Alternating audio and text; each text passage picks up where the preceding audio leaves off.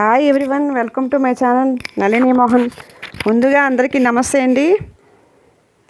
ఈరోజు మీ ముందుకు తీసుకొచ్చిన రెసిపీ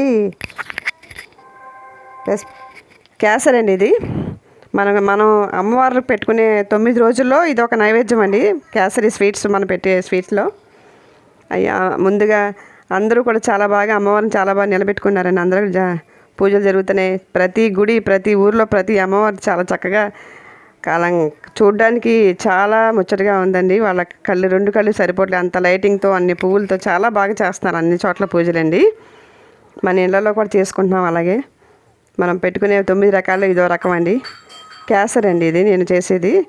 నేను ముందుగా కొలత తీసుకున్నానండి. కప్పున్నర పంచదార, కప్పున్నర నూక, ఒక కప్పుతో కొలత పెట్టుకున్నాను. నూక బాగా వేపుకున్నానండి. నెయ్యి వేసి, ప్రతి అమ్మవారికి మనం ఎలాగ నెయ్యి వేసి ప్రసాదాలు తయారు చేస్తామండి. బాగా నూక వేసి బాగా వేపుకునండి. ముందుగా జీడిపప్పు, కిస్మిస్, బాదం పప్పు అన్నీ కూడా మన నెయ్యిలో వేపి తీసుకుని పక్కన పెట్టుకోవాలండి.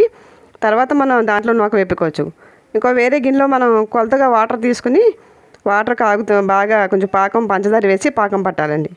లైట్గా, బాగా ఎక్కువ కూడా కాదండి. మనం లైట్ కలర్, ఫుడ్ కలర్ వేసానండి. అందులో యాలక్కాయలు కొట్టి వేసుకున్నాను. అవి బాగా మరుగుతున్న వాటర్లో యాలక్కాయలు, ఫుడ్ కలర్, పంచదార బాగా మరుగుతుందండి. మనం మరిగేటప్పటికి మనం వేపి పెట్టుకుని నూక వేసుకోవాలండి. మనం కలుపుతూ ఉండాలి. గడ్డ కట్టకూడదు. గడ్డ కట్టిందంటే మనకి కేసరి సరిగ్గా రాదండి. ముక్కలు కట్ అయ్యేటప్పుడు ఉండలు వచ్చేస్తుంది, మనకి నీట్గా రాదండి. బాగా కలుపుతూనే ఉండాలండి. అలాగా రకరకాలుగా ఎన్నో రకాల నైవేద్యాలు ఉన్నాయండి. మన స్వీట్స్ తయారు ఎన్నో ఉన్నాయి. నేను పెట్టుకునేది మీకు వీడియో పెట్టానండి. ఈరోజు అమ్మవారికి మేము పెట్టిన వీడియో, అమ్మవారికి పెట్టిన నైవేద్యం అండి ఇది. నెయ్యి పోసుకుంటూ కలుపుతూ ఉండాలండి. అలా నెయ్యి పోస్తూ ఉంటే మనకు లోపల గడ్డ కట్టదండి.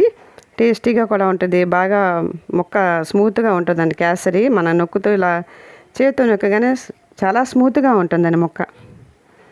బాగా దగ్గరగా ఉడకాలండి. బాగా ఉడుకుతూ మన నెయ్యి పోస్తూ అలా కలుపుతూ ఉంటే టేస్టీగా ఉంటుంది. చాలా టేస్టీగా ఉంటుందండి.